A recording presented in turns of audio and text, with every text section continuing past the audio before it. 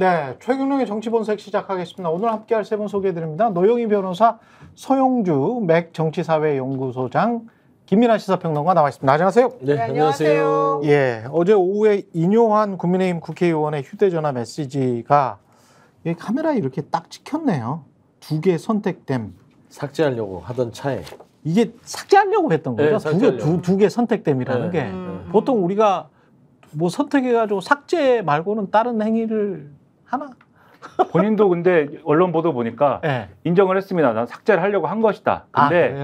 근데 이제 여기에 대한 무슨 자기 변명이 있어야 되잖아요. 네. 난 원래 모든 문자를 삭제한다.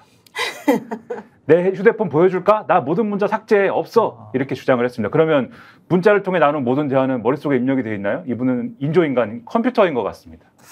그러네. 아, 굉장히 좀 의심이 많으신 분이군요. 모든 문자를 삭제한다. 근데 이게 정확히 이 의미가 뭔지 모르겠어요. 부탁한 환자 지금 수술 중. 조금 늦었으면 죽을 뻔. 너무 위험해서 수술해도 잘 살 수 있을지 걱정이야. 감사는 이제 우리 저 인요한 의원이 뭐가 해석이 안 돼요? 내가 다 해드릴게요. 아니 부탁한 환자 앞에 야, 수술 좀 당겨주라고 부탁한 환자인지 아니면 연세 세브란스로 이송을 해달라고 부탁한 환자인지 아니면 인요한 의원의 주장대로 수술 좀 잘해달라고 부탁한 환자인지 요게 지금 경우의 수가 다르거든. 근데 앞에 가로치고 가로 닫고가 요거는 이제 인요한은 세 번째 경우 수술 좀 잘해달라고 부탁했다. 파이팅 했다는 거죠. 네. 아, 파이팅 좀 해달라.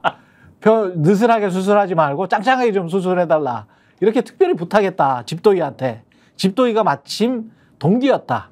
뭐 이런 주장입니다. 근데 그럴 때는 그런 말을 안 써요. 여기 보면 그 상대방이 쓴 거잖아요. 조금 늦었으면 죽을 뻔. 그렇지. 너무 위험해서 수술해도 잘 살 수 있을지 걱정해. 이거는 수술을 하기에 뭔가 우리 요즘 응급실 뺑뺑이처럼 그렇게 돌다가 못 들어가서 너무 헤매던 것을 인요한 의원의 백으로 어쨌든 타이밍 골든타임 안에 수술 시기 골든타임 안에 수술할 수 있게끔 넣어줬다는 얘기로 해석하는 게 가장 합리적이고 가장 상식적이고 그 정도 아니면은 이렇게 전화를 안 해주지 않나? 아니 수술 잘하라고 부탁하지 않아요. 그리고 수술 잘하라고 부탁했다고 해서 이 사람이 지금 여기 답을 쓴 사람은요 수술한 그 사람은 그 환자를 수술하는 혹은 수술하는 도중에 있을 만한 그런 사람이잖아요. 그 사람이 수술하다 말고 이런 말을 써줄 리가 없잖아요. 수술 잘해줘 이렇게 말했다고 해서. 그거는 그런 게 아니에요. 이거는 이 의사들 뭐 다 뭐 여기도 형님이 의사라면 다 아는데 우리도 다 가족에 의사가 있어서 아는데 이런 식으로 쓰는 거는 되게 급박한 상황이었고 되게 절실하게 부탁했고 큰일 날 뻔했다. 너가 나한테 빨리 안 보냈으면 큰일 났다. 그렇지. 내가 너한테 정말 은혜 베푼 이런 말 할 때만 이렇게 쓰지. 그렇지. 우리가 그냥 의사들한테 맨날 잘해주세요 맨날 하는 말인데 그게 뭘 상식적으로는 그런 것 같아요. 이것도 말하자면 처음 우리 대한민국 국민들 국어도 실력을 또 테스트하는 건데 아 징그러 죽겠어요. 맨날 청력 테스트, 국어 테스트, 문해력 테스트. 수능 만점 맞습니다. 우리 이제. 봐봐요. 부탁하고 늦었으면 두 개만 보면 돼요. 부탁 늦었으면. 그러니까 부탁을 누가 했어요 주체가? 인요한이었죠 주어가. 그러면은 인요한이 부탁을 했는데 늦었으면이잖아요. 그렇지. 부탁이 늦었으면 큰일 날 뻔했다. 그렇죠. 당신의 청탁이 늦었으면 큰일 날 뻔했고 너무 위험해서 수술해도 아직 모르겠다. 결과는 이 얘기잖아요. 그러니까 감사는 뒤에 살 수 있을지 걱정해야 감사한 건 아니잖아요. 그렇죠. 부탁한 걸 잘 들어줘서 그래도 급한 불은 꺼져서 그나마 생사를 확인할 수 있게 됐다. 안 그랬으면 죽었다. 그 얘기잖아요. 그러니까 청탁한 거예요. 부탁은 청탁이에요. 이거를 청탁이라고 하죠 최근에는. 이게 병원 민원 저도 이제 국회 보좌관 할 때 병원 민원도 많이 처리해요. 병원 민원이 근데 잘못 들어가서 이렇게 알려지면은 이것만큼 국민 감정 건드리는 게 없습니다. 힘들어요. 그래서 이게 원래는 청탁금지법이 오기 전에는 제가 뭐 십수년 전에는 병원 민원 뭐 웬만한 병원들 조금 이렇게 가운데다 넣고 수술 일정 잡고 배도 좀 빼고 이런 것들이 조금 이루어지긴 했었어요. 근데 이제 청탁금지법 생긴 뒤로는 아주 엄격해졌습니다. 엄격해져. 그게 특히나 이 병원 민원 이게 법적으로 처벌 받습니다. 이게 사실은 뭐 큰 언론사들은 의료 전문 기자들이 있거든요. 근데 의사 출신들이지 않습니까? 거기다가 이제 기자야. 그렇기 때문에 이제 이 사람들이 사실은 제가 뭐 하여간 예, 정확하게는 말씀을 못 드리겠습니다만은 굉장히 많은 병원 민원에 시달리는 경우죠. 기자면서 의사인 경우에. 근데 이제 얼마나 아는 사람들이 많겠어요. 그리고 의사면서 기자면 병원이나 의대 교수들이 잘해준단 말이지, 보통 잘해준단 말이에요. 그리고 요 상황 자체는 제가 보기에도 지금 노영희 변호사님이 말씀하신 그 상황 같기는 해요. 그냥 뭔가 좀 전원을 시켜달라든가 빨리 좀 수술을 해야 될 위급 환자가 있는데 지금 뭐 응급실 뺑뺑이고 뭐고 좀 빨리 좀 해주라. 근데 이렇게 되면 이거는 새치기거든. 그렇지, 새치기. 만약에 이게 보통 통상적인 경우였다면 더군다나 최근의 의료 상황이 예. 이 자리에서도 뭐 거듭 매일같이 말씀드렸습니다마는 예. 일반 국민들이 느낄 때는 심각한 상황이지 않습니까? 병원 가고 싶어도 못 가는 상황이고 응급실도 못 들어가는 상황이지 않습니까? 그런데 응급실도 못 들어가는 상황에 의사 출신인 국회의원은 자기가 아는 사람이면 이런 식으로 수술을 잡을 수 있고 그 수술 잡아가지고 죽을 뻔한 사람도 살릴 수 있다. 이런 메시지가 지금 나온 것인 거잖아요. 그렇죠. 결과적으로. 네. 그러면 국민들이 이걸 보면 어떤 생각이 들겠습니까? 그리고 인요한 의원은 언론에 해명을 하는 것도 여기 해명하는 거랑 저기 해명하는 거랑 조금씩 다른 게 이 사람은 누구냐, 이 환자는 누구냐. 네.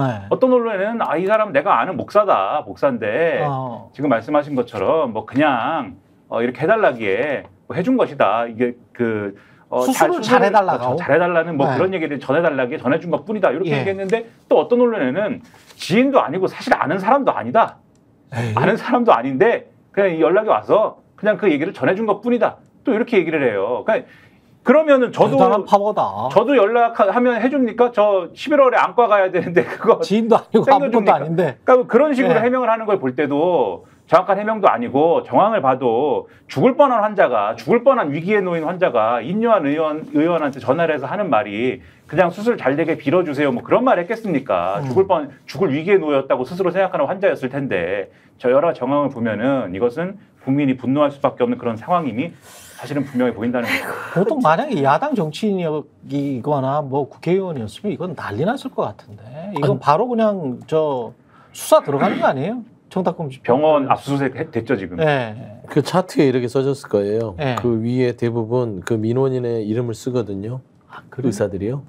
그래서 딱 차트를 보면 써요. 써요? 네. 오른쪽 차트 오른쪽 위칸에다가 본인들 들고 다니는 차트? 네, 의사들 차트에 쓰여져 있어요. 그러니까 그 입력이 돼 있어요. 컴퓨터로. 누구 민원의 환자다. 그러니까 누구 예를 들면은 뭐 최경영이 비고 같은 아니구나. 최경영의 형이다 그러면 최경영 형 뭐 이런 식으로 다 써놔요. 예를 들면 이런 거죠. 이름을 써놓고 예. 또 이 민원인의 특히 인요한 의원은 집권여당의 최고위원 아니에요. 그렇죠. 그다음에 또 세브란스에 오래 있었고 그렇죠. 인요한 하고 이제 비고란의 과잉 뭐 진료 금지 뭐 각별히 좀 관심 가질까 이 정도는 써야 그거를 써서 이 민원받은 의사가 해주면 그거를 받는 사람들이 그 차트를 보고 조금 더 신경을 쓰는 것이죠. 아무래도 이제 VIP 대접을 해주는 거고 그런 것이죠. 네. 근데 이제 중요한 거는 지금 그런 부분들이 인요한 의원이 병원에 오래 있었으니까 어떤 친분 관계에서 그럴 수는 100번 양보해서 그런다 치더라도 특히 세브란스 출신이니까. 세브란스 출신이니까. 네. 근데 저는 뭐냐면 지금 의료대란 속에서 지금 국민들이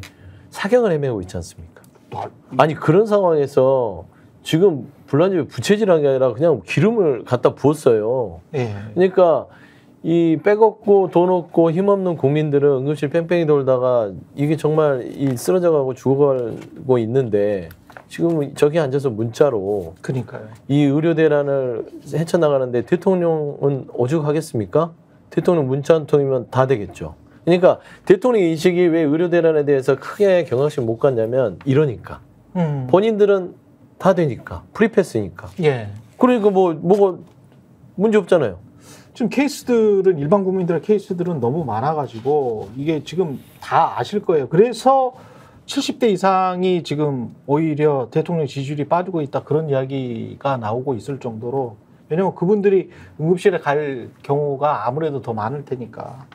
그러니까 그 뭐 여대생 심정지 왔던 여대생 조선대 100m 바로 앞에서 100m 앞에서 그랬다는 100m 거 아니에요? 앞에서 못 들어가고 다른 데로 돌리다가 결국은 지금 그게 안 좋게 됐고. 그러니까 조선대학교 구내에서 네. 대학교 안에서 뭔가 이제 안 좋았던 것 같아요. 그러니까. 그랬는데 그런데도 불구하고 거기를 못 들어갔다는 거고. 그다음에 거기서 응급차에서 내려가지고 구급차에서 내려서 들어가야 되는 사람들조차도 내리지도 못하고 계속 한참 서 있고 이게 지금 한두 번이 아니라는 거죠 지금. 근데 이 상황을 지금 한동훈 대표 부랴부랴 이거 안 되겠다 2026년 정원 유예하는 쪽으로 하자라고 대통령실에 건의를 했다라고 하고 그리고 추경호도 방금 속보 들어온 거 보니까 추경호도 뭐 열려 있다. 대화하자 뭐 이런 식으로 약간 꼬리를 내리는 것 같은 그런 분위기인데 대통령실은 조용합니다. 대통령이 저는 최근에 예. 그러니까 꼬리를 살짝 접었어요. 응급실에 가서 예. 보니 그러니까 그동안 국정브리핑 하기 전까지는 이 대통령 분께서 현실 인식이 안 된 거예요. 그냥 구중궁궐 용산에 앉아서 보고서 나오면 수치나 보고받고 복지부 장관이나 복지부 차관한테 보십시오. 응급실 환자 아직 견딜만 합니다. 문 다 열었고요. 의사들이 이 정도 있는데 좀 줄긴 했으나 버티만 합니다. 이런 얘기를 들은 것 같아요. 그러면서 기자들한테 큰 소리 쳐? 그래서 친 거예요. 응급실 가보라고? 그러고 나서 최근에 무슨 몇 가지 어떤 계기가 있을지 모르지만 여야 대표가 지금 응급실에 가니 본인이 한번 가야겠다. 나도 빠지면 안 되겠다 하고 갔더니 이게 이제 자기가 알던 거랑 다른 거지. 그러니까 대통령 비서관들을 배치하는 거 아닙니까? 비서관들을 근데 배치해가지고 문과생들을 거기에 네. 배치해가지고 뭐 하겠다는 거야? 조금 제가 내피셜 약간 가미한 설명드리면 예. 조짐이 지금 있는 게 대통령실은 지금 그러니까 지금 한동훈, 추경호 대통령실의 얘기가 지금 일치해요. 오늘 메시지가. 오늘은? 그렇죠. 그게 뭐냐면은 한동훈 대표는 2026년 의대 증원안에 대해서 다시 얘기해보자라는 이 제안을 했다는 것이고 그렇죠. 오늘 추경호 원내대표는 그러자 지금 하는 거고 그다음에 한동훈 대표가 같이 제안한 게 여야정 협의체 만들자 요거고 예. 대통령실은 여야정 협의체 좋다 이렇게 지금 나오고 있는 거거든요. 예. 그러니까는 솔루션이 지금 당정 일치하는 가운데 지금 이제 소영주 소장님 말씀하신 것처럼 요 전조가 지금 있는 게 대통령실이 지금 말씀하신 것처럼 각 17개 병원인가에 직접 대통령실 인원을 배치하겠다라고 나온 거잖아요. 근데 그 메시지가 뭡니까? 장차관을 못 믿는 거잖아요, 지금. 그러면 보건복지부의 그동안의 보고나 이런 것들을 제끼고 그러네요. 직접 지금 보고를 받겠다라는 거 아닙니까? 그리고 예. 어제부터 여당에서 나오는 조짐이 뭐냐면 장차관을 갈자는 거잖아요, 지금. 박민수 차관 특히 이야기 많죠. 그렇죠. 조경 장관, 박민수 차관 갈자 이 얘기가 지금 나왔는데 제가 볼 때 이게 그냥 여당이 일방적으로 대통령에게 그냥 반기를 드는 이런 모양새라기보다는 그 이전 국면에 뭔가 그러니까 지난번에 국정브리핑 기자회견 하고 나서 한동훈 대표, 윤석열 대통령 용산하고 한동훈 대표 간에 뭔가 딜이 이루어지는 국면이 있었지 않았을까라고 좀 상상을 하게 됩니다. 그래서 의대 직원은 어차피 지금 상황에서 지지율도 떨어지고 대통령도 추월 전략이 필요하고 누가 총대를 매야 되는데 그거는 한동훈이 매는데 여기서 용산이 불안한 건 뭐냐면 의대 직원이나 이런 걸 가지고 한동훈이 생색을 내면서 같이 뭘 하는 걸 두려워하는 거냐면 야당하고 그걸 뭔가 합의를 해가지고 최상병 특검이나 이런 거를 같이 가져가는 거를 지금 두려워하는 거잖아요. 예. 그거는 안 하고 그런 거는 확실하게 선을 긋고 의대 증원 문제에 있어서는 돌파구를 마련해 보는 걸로 하는 거를 한번 믿어달라는 그런 식의 뭔가 메시지가 있지 않았을까 싶고 거기에 대해서 윤석열 대통령이 긴가민가 하다가 어제 상황이나 이런 것들을 종합적으로 봐서 오늘 아마 최종적으로는 상당히 의심스럽고 상당히 싫고 상당히 나는 못 믿겠지만 이 상황에서 어떻게 하겠느냐 이런 식으로 좀 얘기가 일부 진행된 게 있지 않나. 그리고 이 배경에 당연히 누가 이 조언을 누가 해줬겠죠. 여사님이 조언을 하고 이런 역할을 하지 않았을까라고 혼자 어저께 생각을 좀 했습니다. 근데 생각을 해보면은 또 희생양인 게 박민수 차관이 물론 이상한 행동을 많이 하기는 했습니다만은 처음에 2,000명 증원하자고 한 사람이 어디야? 대통령실이잖아. 늘 그렇죠. 대통령실이고 그 다음에 이 상황이 나빠지니까 나와가지고 2,000명은 절대 뭐 타협할 수 없는 지점이라고 말한 사람이 누구야? 대통령이잖아. 항상 그렇죠. 네? 그리고 진중권한테 총선 직후에 뻘소리한 김건희가 있잖아요. 김건희 씨가 또 2,000명은 무슨 완강하게 과학적인 숫자인 것처럼 이야기를 했다며. 그러면 김건희하고 윤석열이 2,000명을 주장을 했던 거 아니에요? 그래서 여기서 딱 한마디만 제가 더 붙이면 네. 요 장차관은 제가 볼 때는 바로 인사 조치가 나지 않지만 왜냐하면 바로 인사 조치가 나면은 대통령이 밀린 것 같은 모양새가 되니까 예. 의사들이든 여당이든 그렇죠. 하지만 한 달 내로 무슨 일이 있지 않을까 이렇게 생각을 합니다. 근데 한 달 내로도 사실은 급박해요. 뭔가 지금 국민들 입장에서는 빨리 그래서 전공의들에게 자 그러면 전공의들에게 너희들이 돌아올 명분을 만들어줘야 될 거 아니야. 그럼 만들어주는 거는 뭐 구두 약속을 한달치 2026년 증원은 유예 구두 약속하고 요거는 이미 모집 공고안이 나가버렸기 때문에 미안하지만 어쩔 수가 없다. 그 다음에는 어떻게 플랜을 짜볼게. 이런 구두 약속이라도 해야지 전공의들이 돌아올 거예요. 그거를 여야정 협의체에다가 책임을 토스를 하는 거죠. 토스를 한다. 그리고 인사는 바로 하면은 이상하니까 네. 약간 딜레이 시키고 이렇게 가지 않을까. 한 학기는 지나버렸잖아 지금. 한 학기는 지나버려서 지금 한 학기 지나고 1년까지 꽉 나면 안 되니까 여기서 지금 빨리 막으려면 요 한 보름 상간 한 달 내에 이거 막아야 되거든요. 이건 보름상관이 아니라 네. 일주일 내에 막아야 돼요. 그렇죠. 네, 일주일 내에 막아야 되고 그래야 학생들이 돌아오지. 학생도 돌아오고 일단은 응급실을 돌려야 되잖아요. 예. 근데 이제 저는 장관까지 경질은 아니더라도 장차관 중에 차관 경질은 빨리 이루어질 수 있다고 저는 봐요. 왜 그러냐면 지금 박민수 차관이 실언도 많이 했고 애시당초 이 의료개혁에 있어서 이분이 의사와의 어떤 게임으로 개혁을 끌고 갔어요. 맞아. 의세 막 이런 발언하면서 예. 의사들을 건드렸고 의사단체 쪽에서는 물론 이제 의대 증원 부분에 있어서의 정부와의 여러 가지 부분들이 있고 의사단체도 좀 너무 무리한 얘기를 하잖아요. 제로 베이스로 가자. 그거는 말도 안 되는 얘기인데 의사들도 잘한 건 없지만 기본적으로 이 박민수 차관이 걸림돌입니다. 의사단체도. 그렇죠. 이 사람이 있으면 얘기 안 하겠다. 라는 게 감정이 지금, 서로 완전히 감정이 깔려 있기 때문에 네. 지금 여당에서 경질론이 나오면 장관은 이게 주무부처 장관이기 때문에 두고 진행해야 되니까 차관 정도는 어차피 갈아 끼울 수 있다는 측면에서는 차관은 이번 주에 좀 날아갈 공산이 크고 그래도 그다음에 내가 봐서는 여야정 협의체를 만들어도 이거는 대통령이 결단해야 될 문제지 여야에서 이거를 머리를 맞대고 이렇게 하십시오 해서 따라가는 형국은 윤석열은 안 만들 것이다. 결국에는 자기가 무능함을 인정을 한다 하더라도 아닌 것처럼 하면서 내가 큰 결단 내렸다라는 모양을 만들 거예요. 그래서 일단은 지금 움직임을 보면 한동훈 대표가 제시했을 때 안 받았잖아요. 거절하고. 근데 그때도 자존심 상해서 안 받은 것이지 자기도 알아요. 예. 문제가 심각하다는 거. 그래서 이제 내가 한다. 내가 주도한다. 라는 측면에서는 아마 좀 많이 물러날 것 같아요. 추경호 원내대표 움직임이 뭐 용산에 어느 정도의 호흡을 잃지 않았을까 싶어요. 추경호가 그랬대잖아요. 어쨌든 오늘 2026학년도 의대 정원을 포함해서 의료개혁 문제에 대해서 얼마든지 열린 마음으로 원점에서 논의할 수 있다. 그러니까 이 원점에서 논의한다는 게 정확히 무슨 말이냐 이게 가장 중요한데 여기서 말하는 원점은 그냥 모든 걸 일단은 다 우리가 한번 한 발 물러서서 너네들하고 대화하면서 한번 해보겠다 이런 얘기이긴 하거든요. 그러니까 옛날보다 훨씬 많이 조금 이제 자기가 하도 공격당하고 그러니까 그리고 또 상황에 대한 인식이 조금 나아지니까 이런 답을 내놓는 것 같은데요.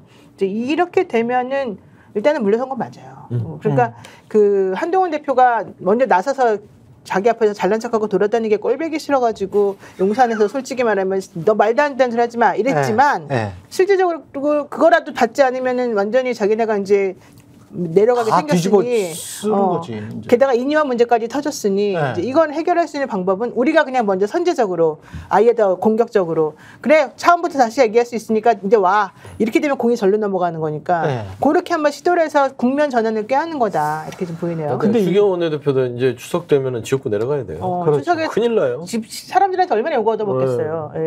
근데 이게 생각보다 복잡한 게 처음부터 이제 정부가 굉장히 무리를 했고 대통령실 무리를 한 건데 사실은 의대 교수들의 안이 있을 거고 전공의들 이 젊은 사람들의 생각이 있을 거고 그 다음에 의사협회의 또 생각은 또 다르거든요. 다르죠. 그러니까 이게 지금 다 달라. 그리고 전국 보건의료노조처럼 간호사 중심의 이쪽도 또 생각이 있거든. 다르거든. 그러니까 그리고 또 환자들 생각이 있고 의료 소비자들의 생각이 있는 거거든요. 그러니까 일반적으로 봤을 때는 그때 문재인 정부 때 냈던 안 단계적으로 중원시키는 걸 그때 의사들이 받았으면 이 난리가 일어나지 않고 그게 사실은 지금 생각해보면 합리적인 아니었던 가장 게 합리적인 아니었죠. 맞거든. 그러면 다시 이제 이 난리 2,000명 뭐 이렇게 증언하고 난 다음에 그 다음을 어떻게 풀 건지 어떤 숫자로 풀 건지에 관해서는 이거는 진짜 자존심 싸움이나 감정 싸움이 될 수가 있거든요. 네. 의대 교수들, 특히 전공의들은 젊은 친구들이 어떤 판단을 할지에 관해서 옆에 그리고 지금 사실 막 사람들이 욕하는 개원이들 있지 않습니까? 돈 많이 네. 번다고 욕하는 개원이들은 이 안 하고 아무 상관이 없다니까. 그렇죠. 15년 후에 의사 수가 몇만 명이 늘어나든 상관없어요. 지금 40, 50대 개원이들 저 수억, 10억씩 버는 사람들이 무슨 상관이야 그게. 그러니까 맞아요. 그걸 사람들을 그쪽으로 뭐 타겟을 해가지고 돈 많이 버는데 어떻게 그렇게 가는 것 자체가 마치 뭐랄까요 과거에 문재인 정부 때 부동산 정책을 잘못 꿰가지고 처음에 강남만 타겟으로 해서 그냥 막 폭격하면 부동산 투기꾼만 잡으면 모든 게 되는 것처럼 몰아갔잖아요. 그거하고 똑같은 지금 상황이야 내가 보기에는. 굉장히 구조적인 문제들이 많은데 그거를 다 무시하고 누군가를 악마시켰는데 그 악마시킨 집단은 상관이 없는 거야. 사실 그래요. 내가 그 이것과 40, 50대 의사들한테 물어보면은 네. 우리는 아무 상관없어. 아무 상관없어요. 우리 앞으로 70세까지 일을 한다고 치더라도 의사가 지금부터 양성돼가지고 새로 나오는데 15년, 20년 걸려. 그럼. 우리는 현실적으로 오히려 그동안에 의사 모자라는 것 때문에 우리는 훨씬 더 안정적으로 돈을 더 벌 수 있어. 그렇지. 이건 돈의 문제가 아니야. 이렇게 그렇다니까. 얘기를 해요. 이 의사들이. 그리고 우리 보고 지금 돈을 많이 번다고 해서 니네가 우리를 악마시하고 우리를 적대시한다? 이게 말이 되냐. 우리는 지금 대한민국의 의료 시스템이 매우 힘든 상황에서도 내가 열심히 해보려고 노력했는데 특히 그 예를 들면 내 친구 중에 산부인과 원장이 있어요. 그렇죠. 그 산부인과 원장은 분만을 엄청나게 오래 많이 했던 사람이에요. 아, 그래도 애국자시다. 산부인과 하시는 거는. 지방까지 가가지고 하는 사람인데 못 해먹겠다. 그 얘기 계속했었거든요. 10년 내내. 그렇지. 왜 그러느냐. 분만하면은 되게 위험하잖아요. 그렇죠. 그리고 변수가 많은데 항상 소송에 걸릴 수가 있는 거예요. 거기에다가 본인이 그 분만 때문에 수가도 낮은데 분만하느라고 신경 쓰는 거 비하면 너무 턱없이 들어오는 수입이 너무 작은데 일은 고되고 책임은 많고 너무 힘들어서 자기가 이걸 어떻게 극복하고 싶은데 새로 들어온 사람도 없대요. 그렇지. 그리고 새로 하려는 산부인과 의사들 전부 다 바꾼대요. 네. 뭐 비만 치료라든가 이렇게 외모 가꾸는 치료로. 그럼 현실적으로 아이를 받을 수 없고 아이는 점점 줄어들고 그럼 나라에서 해결해 주는 게 없고 이런 상황 때문에 내가 너무 힘들어도 그래도 나는 사명감을 가지고 한다 이랬는데 결국 대통령이 너 같은 그런 의사들이 돈 제일 많이 벌면서 니네들이 제대로 안 하니까 이러는 거야 라면서 그 사람들을 공격하니 도대체 이 사람은 상황인식이 제대로 되는 거야 안 되는 거야 여기서부터 지금 출발했던 거예요 이분들은. 맞아요. 이게 빨리 풀렸으면 좋겠습니다만은 이제 맞아요. 제대로 된 협의를 시작하면 이제부터 시작이기 때문에 협상이 엄청 오래 걸리겠네요. 시간만 허비한 거예요, 사실은. 일단 정부가 많이 물러나야 될 거예요. 그죠? 그래야 돌아오죠. 시간이 네. 없으니까. 아유. 이제 9월 달에 대학생들이 휴학했던 애들이 돌아와야 되는데 지금 시간이 모자르고 그 친구들이 돌아오고 싶은 마음도 사실 별로 없어요. 왜냐하면 다 이 정부는 또 마음을 바꿀 거다. 또 마음대로 말을 이랬다 저랬다 할 것이다. 믿을 수가 없다. 이것 때문에. 그렇죠. 이런 상황에서 대통령실은 언론 통제에만 지금 신경 쓰는 것 같은데. 맞아요. 예, 광고하기 전에 이게 미디어오늘 같은 경우는 출입 기자 규정 위반을 이유로 출입 제한 3개월 징계를 통보받았고 출입 제한 3개월이 지났어. 근데 출입증을 돌려주지 않는다는 거잖아요. 네? 다시 등록을 하려면은 무슨 서류나 이런 게 구비가 돼 있어야 되는데 서류가 미비하다 뭐 이런 얘기죠. 그래서 서류가 미비한 점이 있기 때문에 등록을 안 하고 있는 것이다. 대통령실이 이렇게 얘기하는 겁니다. 뉴스토마토는 뭐야? 못 들어가요. 1년 내내 지금 심사 중이에요. 1년 내내 심사 중이고. 1년 넘었어요. 이제 1년 반 동안 심사 중이에요. 한 번 찍히면 이렇게 되는 거구나. 네. 그래서 뉴스토마토 단독 하잖아 이제 열받아서. MBC 같은 경우도 뭐 누가 그랬더라. 지난번에 MBC하고는 저는 인터뷰 안 합니다. 뭐 맞아, 공직 후보자가 뭐 그런 식으로 이야기를 하더라고. 그러니까 전체에 다 찍힌 것 같아. MBC는 윤석열 정부나 장관급 후보자들 전체에 다 저쪽이랑 인터뷰 절대 하면 안 된다. 예, 그렇게 다 찍힌 것 같고. 그런데 볼만한 곳은 또 MBC 정도밖에 없고. 예. KBS는 윤석열 만세 부르는 것 같고. 아니 KBS는 완전히 뭐 거의 뭐 친정이시긴 하지만. 망했어요. 요즘에 망했던데 진짜? KBS 아니, 망했어요. 망했더라고요. 아니 그리고 이제 시청료 수신료를 지금 사실 집집마다 다 뿌렸거든요. 네. 그거 낸 사람 있어요? 지금 2번이가 왔는데 봤어요? 안 아니 왔어요? 개별 수신료 나는 개별 수신료 왔어요. 아니 집으로. 우리가 통합이야 아직도. 아파트는 아직 통합이야. 네. 근데 지금 이게 그건 이제 그 아파트에서 그렇게 해주는 거고 전기요금하고 같이 붙어있던 그거를 이제 분리했잖아요. 그래서 집집마다 이게 사실은 따로따로 들어가요. 낸 사람이 없어 내 주변에. 지금 벌써 2번째, 3번째인데. 근데 방송국은 네. 아니, 방송이라는 자체는 시청률로 먹고 사는 거 아닙니까? 그렇죠. 그리고 또 이 시청자 국민의 사랑을 먹는다고 좀 광범위하게 얘기하면 시청률이 떨어지면 망한 거 아닌가요? 그럼요. 그렇죠. 완전히 그러니까. 끝난 그렇죠. 거죠. 뚝 그냥 살짝 떨어진 게 아니라 이렇게 수직 낙하했더라고요.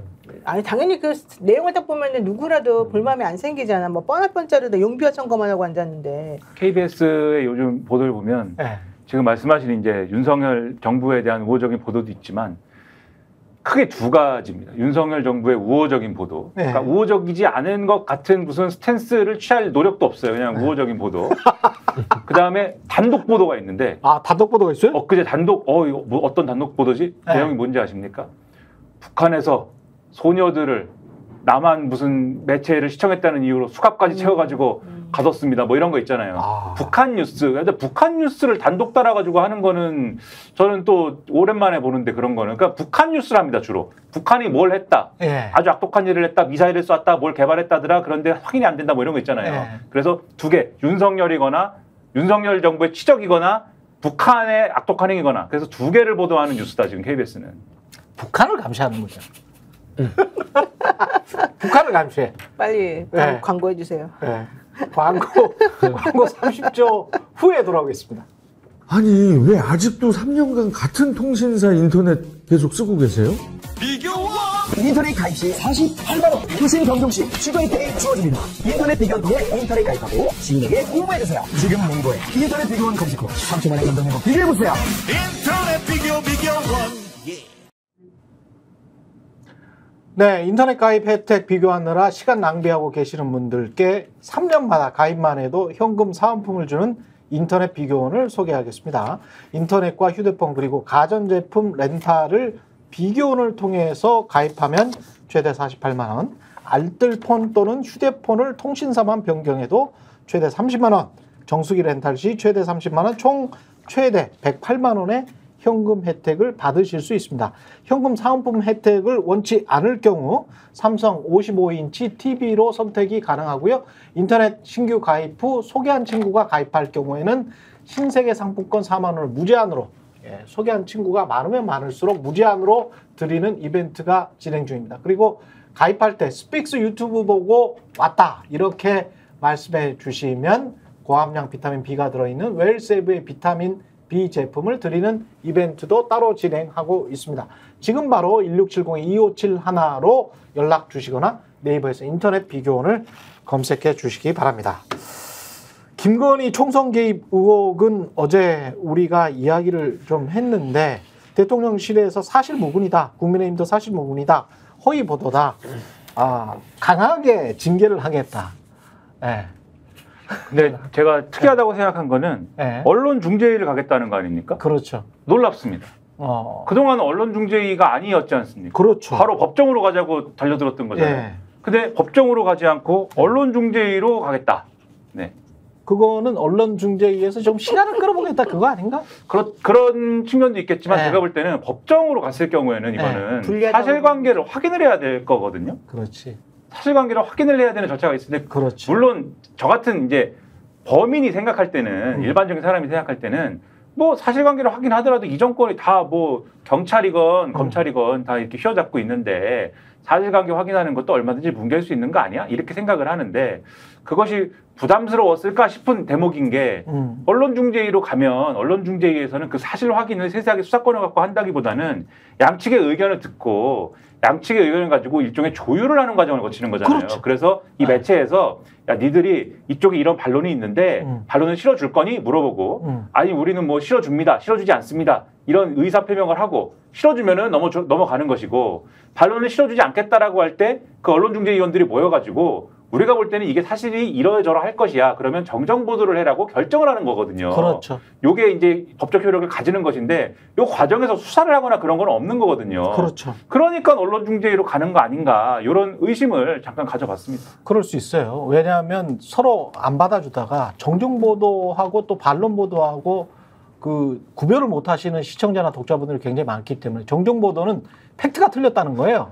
팩트가 틀리니까 정정한다는 거고 반론 보도는 저쪽에 또는 대통령실의 김건희의 반론이 조금 미흡하니까 그걸 좀 더 넣어주라. 이 정도가 반론 보도거든요. 근데 반론 보도만 받아도 입장에서는 야, 반론 보도가 정정 보도야. 쟤들이 졌어. 뭐 이런 식으로 이제 대충 뭉갤 수가 있거든. 그렇죠. 예, 그래서 야, 뭐 뉴스토마토도 좀 그 서로 간에 힘드니까 반론 보도 정도로 어떻게 넘기면 안 되겠니? 언론 중재에서는 그런 식으로 이제 시도를 많이 하거든. 그러면 정정 보도는 이쪽에서는 아, 이거는 팩트가 우리가 맞기 때문에 우리는 그냥 가자 그러면 소송 가자. 그러면 가야지. 소송 가야지. 그러면 그냥 반론 보도로 끝내자. 저는 이건 소송을 가려고 뉴스토마토가 썼다고 봐요. 소송 가려고. 네, 조금 더 깊숙이 들어가기 위해서 쓴 거고 뉴스토마토가 따져보면 지금 우리 대한민국 최고의 말하자면 위치에 있는 김건희 여사를 겨냥해서 썼다는 거는 따져보면 회사의 명운을 걸고 쓴 건데 그렇죠. 이게 팩트가 없이 썼겠습니까? 예. 그리고 저는 뭐 허위라고 했잖아. 허위. 예. 그러니까 아까 언론 중재도 좀 약하게 대응을 했지만 허위.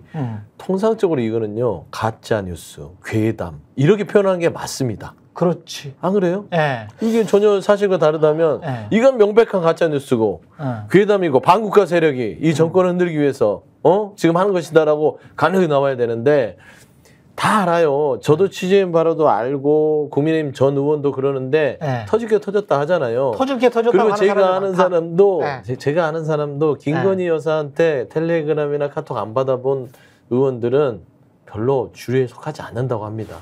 국민의힘 내에서도요. 다 받았어요. 제가 다 받아요. 다 받아? 예. 뭐 어떤 정치적인 뭐 어떤 일상이든 뭐든 어떤 그런 의견들을 많이 준다는 거예요.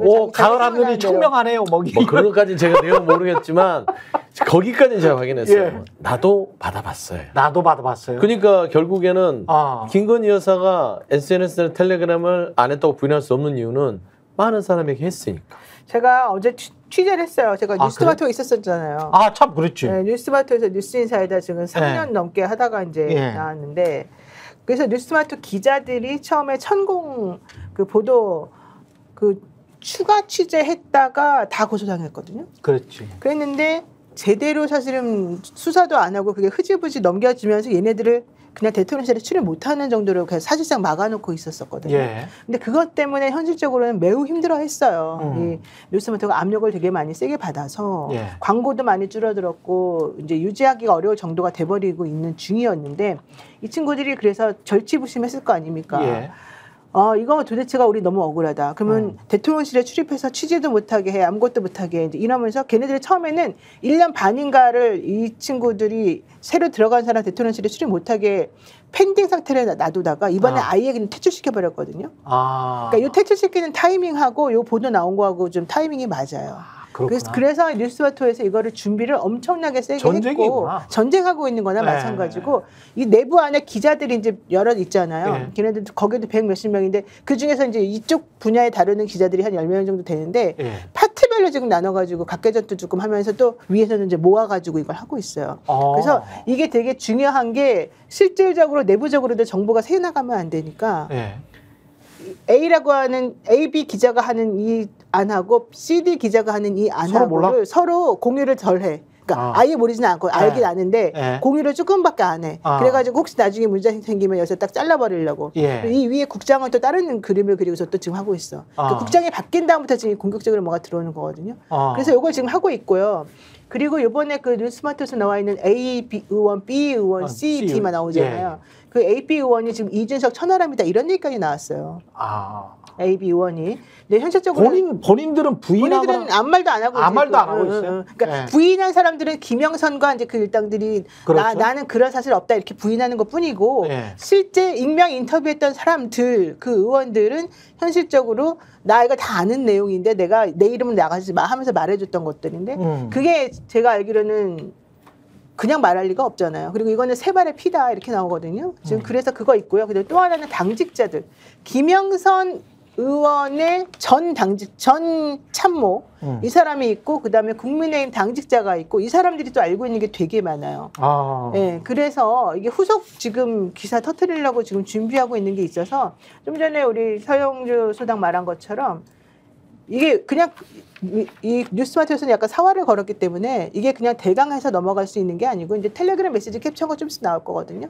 그거 보고 뭐 보고 하면은 녹취록까지 이제 쭉 풀리게 되면 이거는 이제 앞으로 파장이 꽤 커질 것이다. 아니 근데 국민의힘 공천인데 어떻게 개혁신당 의원들이나 정치인들이 자기들끼리 가지고 있지? 다 같은 당이었으니까 다 같이 이제 공유가 되고. 그 김영선 의원이라는 분이 네. 지금 지역구로 옮긴다 어쩐다 했는데 결국은 공천을 못 받지 않았습니까? 그랬죠. 근데 그 기사가 있고 그 다음에 이 기사에 관련된 부분을 후속 취재한 경향신문 기사를 보면은 이 김영선 전 의원이 그 다음에 개혁신당에 트라이를 했어요. 거의 그쪽 공천을 가려고. 받기 위해서 그 과정에 그러면은 국민의힘에서 일어났던 일들이나 이런 것들을 개혁신당 측에 일부 공유를 했을 거 아닙니까? 그러니까 오늘 이제 이준석 의원이라든지 이분들이 언론에 그래서 사실은 아까 노영희 변호사님 말씀하신 그런 부분들 때문에 오늘 신문에 나와 있는 요 기사를 보면은 어제 신문들이 다 이준석 의원한테 전화를 하고 막 만나고 이래가지고 다 취재를 했는데 거의 다 익명으로 나왔거든요, 이준석 의원이. 근데 동아일보에 실명이 나왔어요, 이준석 의원이. 그래서 이준석 의원 얘기를 제가 드리는 건데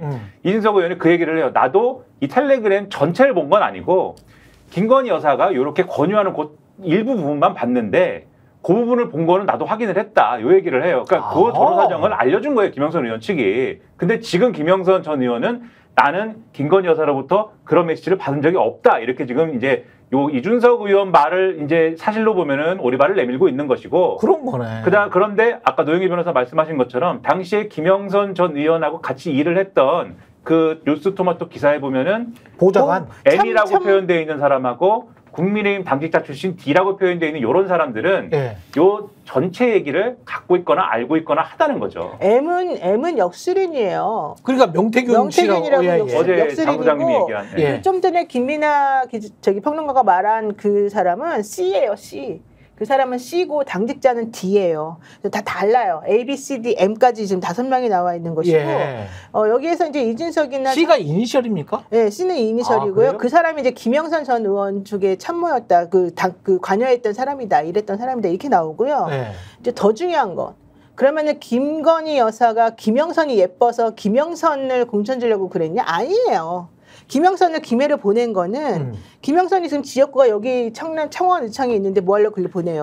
그거는 김영선을 물매기는 거지 사실은. 그렇지. 그런데 김영선을 위해서 보낸 게 아니라 자기가 원래 꽂고 싶었던 사람을 여기 창원에 보내려고 했는데 그 사람이 안 된 거야. 경선에서 떨어진 거예요.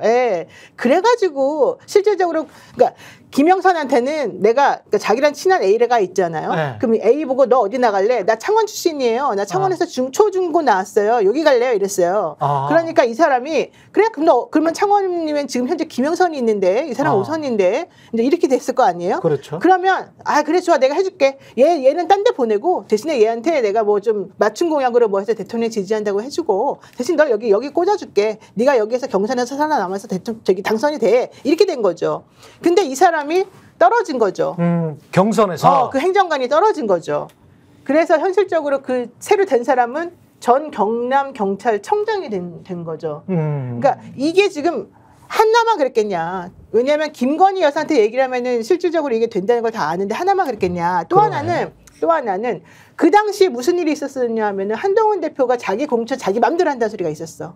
그렇지. 그 당시에. 그렇지. 그러니까 이 공천, 특히 안정권에 있는 이 동네에는 무조건 공천만 하면 붙는 곳이니까. 영남 쪽에. 자기네끼리 이게 박터지게 싸웠을 거 아니에요. 그렇죠. 그럼 여기다 보내지. 예를 들면은 뭐 경쟁해야 되는데 민주당이 더 우세한데 이런 데 절대 수도권. 안 보낸단 말이에요. 자기 예. 친구들이나 자기 좋아하는 사람은. 예. 근데 그 당시에 한동훈도 마찬가지로 그렇게 하고 싶어 했다 그랬어요. 결론적으로 나중에 한동훈한테 비난하는 사람들은 국민의힘 사람들 중에서 많은 분들이 한동훈 너 공천 네 맘대로라고 듣도 보도 못한 사람 다 꽂아놓고 무슨 짓이었어? 이랬었잖아요. 그러니까 그 당시에 이렇게 싸웠던 거야 둘이서. 게다가 그 당시에 지금 마리 앙뚜아네트 발언 나오면서 또 싸웠고 예. 생각해 보세요. 그 다음에 김건희 여사가 한동훈한테 문자 보내가지고 뭐 사과하네, 뭐 내가 뭐 잘하고 싶네, 익십당하고. 그렇잖아. 익십당 그런 상황인데도 자기가 사람을 꽂아내려고 난리를 쳤다는 건데, 근데 한 명은 김영선은 저쪽 가서 컷오프 당하고 한 명은 여기서 경선에 더 떨어지고 또 다른 사람은 없을까요? 당연히 있겠죠. 그런 사람이 한두 명이 아니었겠죠. 이러니까 내부가 지금 실타래처럼 엉켜져 있고 그동안에 말 못했던 이 국민의힘에 특히 영남권 지역에 있는 의원들이나 거기서 떨어졌던 사람들이나 공천에서 컷오프된 사람들이 지금 이를 갈고 있다는 거죠. 야, 이게 무슨 뭐 그러면 어떻게 봐야 되나? 대통령이 당에 개입을 안 해서 다행이라고 생각해요. 아니죠. 개입한 거예요. 이거 개입한 거예요. 그러니까 대통령이. 이준석 의원의 예. 스탠스는 예. 본인이 말을 알면서도 안 하는 건 한동훈 대표를 예. 견제하는 케이스예요. 아, 이게 뭐냐면 지금 김건희 여사에 대한 이런 공천 개입설이 하는데 당시 보면 한동훈 대표는 그걸 이겨냈거든. 그렇잖아요. 예를 들면 다 이 말하자면은 V1, V2로 지정되는 분의 개입에 다 고개를 숙였고 당시에 그 한동훈 대표는 익십은 1월이었고 이제 공천이 한 3월, 2월, 3월이었으니까요. 3월에 이루어진 이 과정 속에서 압박이 없었겠어요. 그러니까 당시 인재영입 위원장에도 이철규 의원이 그 김경률 그 마리안 앙뚜아네트라는 빌미를 잡아서 그 마포 왜 하는 거 사천 아니냐 하면서 막 빌미잡고 흔들어댔잖아요. 그럼에도 불구하고 한동훈 당시 비대위원장이 자기가 그냥 쭉 밀어버린 거예요. 말하자면 용산의 그 심중을 헤아리지 않고. 이게 따지면 한동훈 대표가 빛날 일이거든요. 이 사건은. 그러네. 예, 그렇기 때문에 이준석 의원은 이거를 이렇게 굳이 수면 위로. 수면으로 올릴 생각이 없는 거라. 그렇지. 이준석은 그런 정치적인 역학관계가 이 사건에 숨어 있는 거예요. 그래서 이준석이 어제 뉘앙스를 아주 이상하게만 했잖아요. 인터뷰할 때, 뭐 그냥 건의 수준이었을 것이다. 그리고 뭐 실제 아닐 것이다. 이렇게 막 자기가 물타기 한번 해보려고 했는데 현실적으로 그거 그렇게 쉽게 되지 않아. 그 이준석 의원 주장은 김건희 여사가 조언 정도 했을 것이고 그런 성격인 것이고 이 결과적으로 봤을 때 그러니까 대통령실의 주장하고 비슷한 주장이죠. 결과적으로 봤을 때 공천이 관철된 건 아니지 않느냐. 그래서 우리도 그 당시에 제보를 받았을 때 뭐 이게 완결됐다고는 보지 않아서 그냥 넘긴 거다. 이렇게 주장을 했는데 지금 말씀하신 것처럼 첫째 한동훈하고의 문제가 있는 게 뭐냐면 지금 말씀하신 사실 어제도 저도 그 말씀 잠깐 드렸는데 완결되지 않았다라고 하는 거는 지금 노영희 변호사님도 말씀하셨고 서영교 소장님도 말씀하신 바와 같이 그 당시에 공천 전쟁이었기 때문에 나중에 이철규 의원이 나와가지고 한동훈표 공천 이런 거 하잖아요. 얘기하잖아요. 한동훈 측에서 김건희 픽, 한동훈 픽 있는데 김건희 픽을 막아버리고 이런 사례들이 있는 거란 말이에요. 지금. 그런 사례일 수도 있는 거여서. 근데 이 얘기가 최근 와서 보면은 김건희 여사가 공천 개입하려고 그랬는데 한동훈이 막았네. 얘기가 이렇게 되는 거잖아요.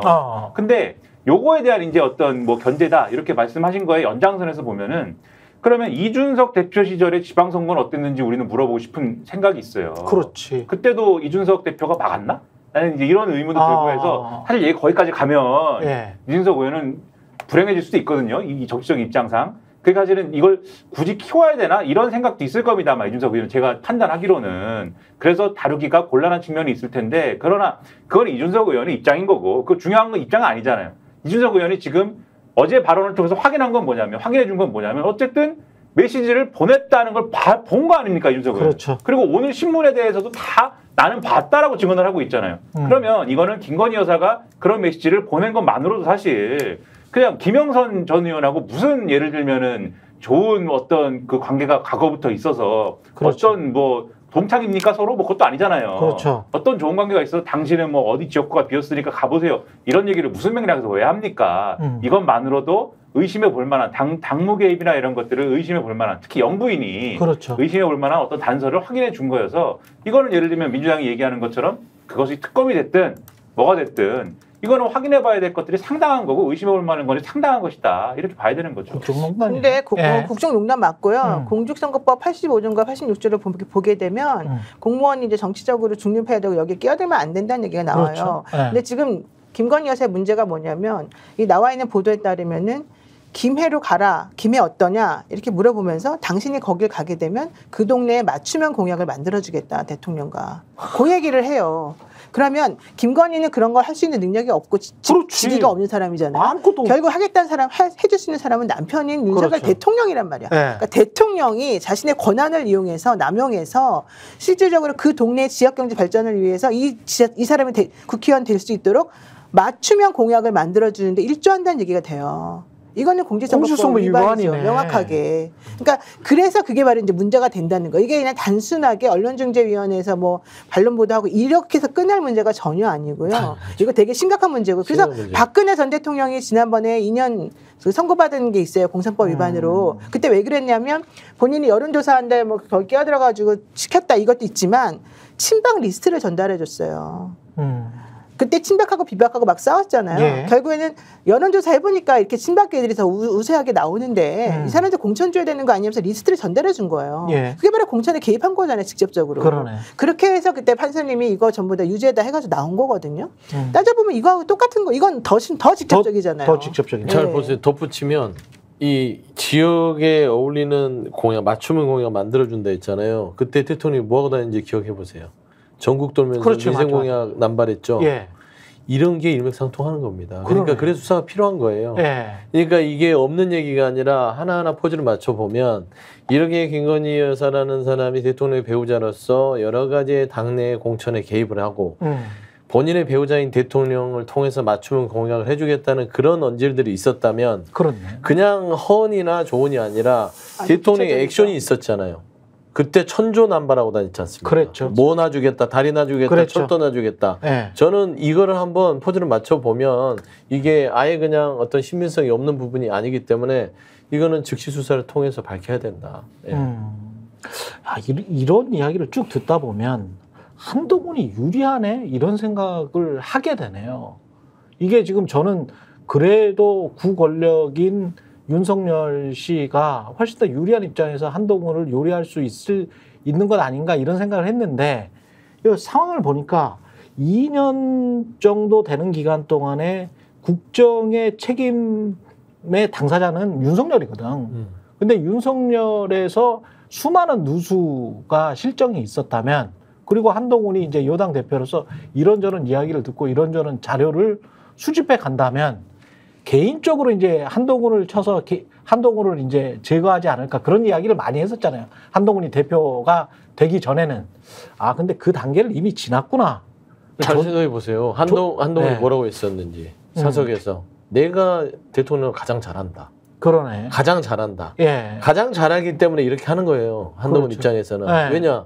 김건희라는 이 가장 대한민국에서 큰 리스크를 본인도 보고 있었기 그렇지. 때문에 익십을 한 거고 네. 여기하고 엮이면 내가 정치적으로는 안 되겠구나. 손절한 거죠. 그렇지. 그리고 윤석열 대통령은 20년 동안 본인이 봐온 바로는 크게 나아질 게 없는 사람이다. 아니, 사람 안 그러니까 그러기 때문에 결국에는 본인이 결정하는 것들은 내가 결국에는 이긴다. 라는 계산이 있는 거예요. 근데 나는 그래서 옆에 좀 붙네. 그 멘탈이 더 웃긴 것 같아. 무슨 누구? 멘탈이냐면 한동훈의? 아니 윤석열. 김건희의 멘탈. 왜냐하면 그 당시에 봐봐요. 말이 앙뚜아네트 얘기 나와서 엄청나게 창피스럽고 망신당했잖아요. 그렇죠. 근데 그거를 해결하려고 대통령을 쓰셔가지고 대통령 보고 이제 어떻게 하라고 했는데도 그쪽에서 나 비대위원장 못 물러나 제 비대위원 그 자리에서 나오게 하지 못하겠어 이래가지고 한동훈이가 버텼잖아요. 네. 그래가지고 그때 뉴스까지 이제 각 방송사에까지 대통령이 전화해가지고 뭐 어쩌고저쩌고 얘기까지 나왔었어요. 근데 결국 아무것도 안 됐어요. 한 번 이제 완전히 끝난 거예요. 두 번째 자기가 그래서 어쨌든 그때로부터 열흘 동안 5번이 넘는 장문의 문자를 막 여러 번 보내요. 그랬는데 한동훈이 또 이걸 익십을 해요. 자, 자기가 사과까지 하고 아주 자기 딴에는 정말 성질 다 죽이고 내가 미안하다고 하겠다고 하는데도 답이 없어요. 자, 이렇게까지 민망한 상황이 됐어요. 그런데 그걸 또 공개했잖아. 공개했죠. 근데 더 웃긴 건 그런 상황에서 내가 공천 개입한다? 그런 상황에서 내가 공천을 개입한다 그러면서 이 사람 보고 절로 가라고 이 사람 보고 열로 가라고 내가 껴들어서 넌 여기 가라고 지금 그렇게 해요? 우리가 보통 일반적인 사람이라면 지금 이 선대위원장, 비대위원장 이게 다 모든 걸 틀어주고 있는데 이 사람이 나 지금 익십하고 무시하고 지금 망신 주고 있는데 거기다 대고 내가 야 이거 대통령의 뜻이니까 네가 가서 절로 해봐. 여기 한번 우리끼리 잘해보자. 이렇게 할 수 있어요? 못해요. 상식적인 못하죠. 근데도 불구하고 그걸 한단 말이야. 그러니까 한동훈이가 그거를 무시하고 하지 말라고 하는 건 무슨 뜻이에요? 조용히 좀 있어라. 넌 나서지 말아라. 이런 뜻의 사실 암묵적인 무의식적인 그 무건하라는 그런 사실 명령이나 마찬가지였는데 그러거나 말거나 자기가 쫓아다니면서 여기 쑤시고 저기 쑤시고 저기 이렇게 했다는 거잖아 결론은. 그러면 이게 도대체 무슨 얘기냐고. 그렇게 죽여도 여기서는 절대 죽어나지 않는 두더지처럼 계속해서 얼굴에 들이민다는 얘기지. 황당한 게 지금 이 사건 보통 일이 아니에요. 이 사건의 시작이 뭐 한동훈 대표가 야, 이번에 내가 한번 윤석열 대통령하고 한번 승부를 봐야겠어라든지 김건희 여사하고 한번 뭐 해봐야겠어 뭐 이래갖고 지금 시작된 사건이 아닌 게 사실 더 웃긴 거예요. 제가 볼 때. 우발적이고 돌발적이죠 지금. 그렇죠. 지금 그러니까 이 사건은 사실 이 텔레그램 메시지에 뭔가 캡처본이 있어서 시작된 사건인 거잖아요. 그렇죠. 증거가 없으면 술자리에서 누가 한번 보여줬겠지. 그러니까 아까 말씀하신 대로 엠모가 비 의원한테 보여준 것이고 이 기사에 있는 그리고 이 기사를 보면 결국은 국민의힘 당직자 출신 D 씨가 제가 볼 때는 키맨이에요. 그러니까 키맨이다. 요 사람이 제가 볼 때는 다 갖고 있는 거예요. MC는 지금 이 기사에 보면은 난 뭐 그때는 개혁신당에 건너가고 싶을 때는 보여줬지만 지금은 난 몰라요 하는 거고. 결국은 요 사람이 보여줬다는 게 MC 역술인 MC도 가지고 있다는 거네. 그렇죠. 근데 지금 이 사람 입장이 어떻게 됐는지 다 갖고 있는 건 아니래요. 다 갖고 있는 건 아니다. 다 갖고 있는 건 D래요. 더 많이 갖고 있대요. 근데 텔레그램은 지금 김건희하고 만약에 사실이라면 김건희하고 김영선끼리 왔다 갔다 한 텔레그램 한 건데 그렇죠. 근데 이제 다른 역술인은 MC도 가지고 있고 다 보았고 가지고 있다 이런 얘기고요. 그 당시에 같이 어쨌든 같이 서로 선거를 도왔거나 이래저래 해서 왜냐면 이게 그 배우 얘기까지 다 하면 누군지 특정이 되기 때문에 얘기 안 하는데 이래저래 해가지고 어쨌든 알게 된 사람들이 갖고 있는 게 있는 건데 지금 결국은 이 기사 내용을 보면은 기사 내용에 대해서 말씀드리는 거예요. 기사 내용을 보면은 국민의힘 당직자 출신 D 씨가 결국은 뭘 상당량을 뭔가의 단서나 이런 것들은 갖고 있는 거고 그게 나오느냐가 결국은 이 상황을 가르는 거거든요. 이거는 한동훈 대표의 스탠스나 한동훈 대표의 의지하고는 별 관계도 없는 거예요. 그러면 이 사건이 터지고 커진다고 해서 또 이게 한동훈 대표가 물론 이 본인 손에 피 안 묻히고 뭐 김건희 여사의 무슨 뭐 나쁜 어떤 그 효과를 만들어내고 뭐 그런 효과까지는 그런 간접적 효과까지는 모르겠지만 한동훈 대 윤석열 구도에서 또 한동훈이 뭐 이기는 이런 시나리오 가기도 어렵다 이건 사실. 그렇지. 근데 잘 봐요. 이게 되게 중요한 부분인데요. 내가 만약에 김영선이라고 생각해 보세요. 본인이 김영선이라고 생각해 보세요. 김영선은 원래 일산 쪽에 있었던 사람이에요. 맞다. 맞아. 그런데 일산에서도 갑자기 보궐로 청원 의창을 보궐로 가라 그래요.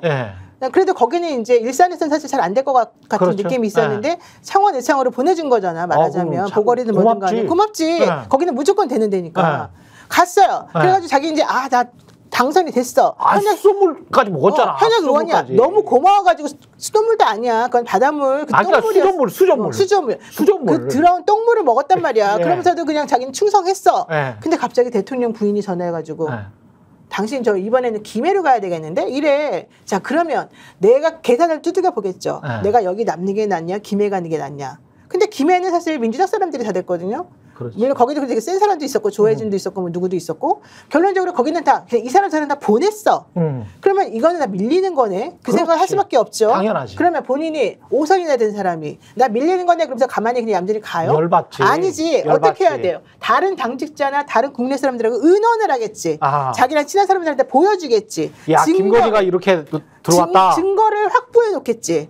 내가 만약에 김영선이라면 당연히 그런 단속을 해놓지. 걔가 판사 출신이잖아요. 그걸 그냥 내버려두지 않지. 생각해봐요. 그러면 그거를 자기 혼자 가만히 숨기고 있겠어요? 당연히 얘한테도 물어보고 측근들한테 입 다물어 이렇게 하면서 자기네끼리 뭔가 좀 조정을 하겠지. 근데 더 웃긴 건 갔더니 컷오프해서 떨어뜨리네 나를. 나한테 맞춤형 지역공약까지 해주겠다는 바로 그 사람이 자 이렇게 생각이 바뀌어요.